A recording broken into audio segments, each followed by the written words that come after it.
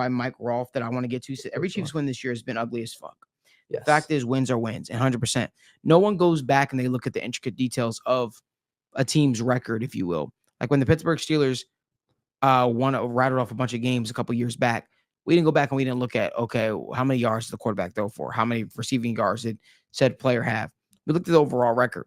Sometimes you have to get those gritty wins, those gutty wins. We're just so used to the Bengals winning in such a nice way, right? We're so used to watching this team win in such a beautiful way to where it's like beautiful football to watch. We're not used to seeing this team who has Jamar Chase, T. Higgins, the list goes on at the receiving corps.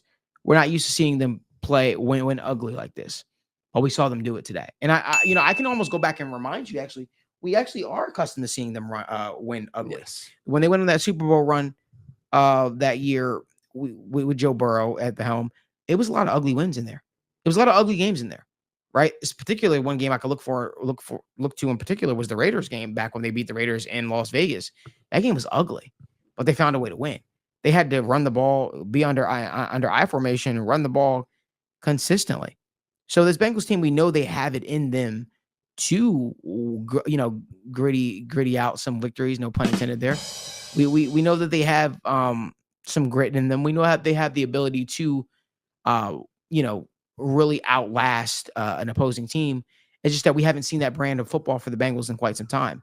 So I think it sort of caught us all by a loop a little bit when, number one, you find yourself in a dogfight against the New York Football Giants, a team that you feel like you're better than, a team that you feel like you should steamroll, a team that's playing without their best wide receiver and their best pass rusher, possibly, and Kayvon Thibodeau, and you go out there and you struggle. You only put up 17 points on this team, but here's the biggest thing. You won by 2 possessions. Yes. You won by 2 possessions. It doesn't matter how it looked. You got the job done.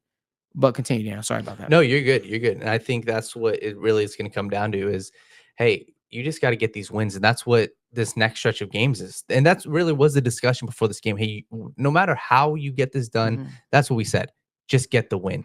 So all around, and just to discuss real quick a little more, the Giants, they did very good. And I think that's what it was. The Giants, it's not like the Bengals Joe Burrow wasn't looking downfield. Maybe there was one time on the left sideline with T. Higgins had a one-on-one. Maybe we could say Joe Burrow, could have threw the 50-50 ball. The Giants did a very good job. Brian Burns, Dexter Lawrence. And you saw in the touchdown right away, what was the reason why Joe Burrow had that open lane? It's because the Giants were playing damn good defense. They played that too high shell. They rushed a couple, but they were covering everybody. And at some point, this is what the Bengals do very well, and this is what Joe Burrow does very well, is, hey, take what the defense gives them. So all around, the Bengals offense still has a lot more to show, but you look at this game, and Malik, once again, we got to shout out our offensive line. The Bengals offensive line played very good. There were a couple miscues, but all around, there were many times where Joe Burrow had 4, 5, 6 seconds to throw. Yeah.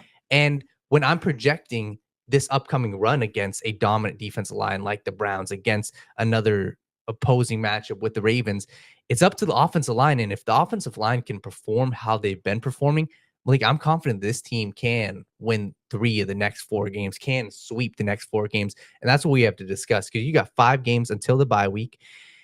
This season ain't over.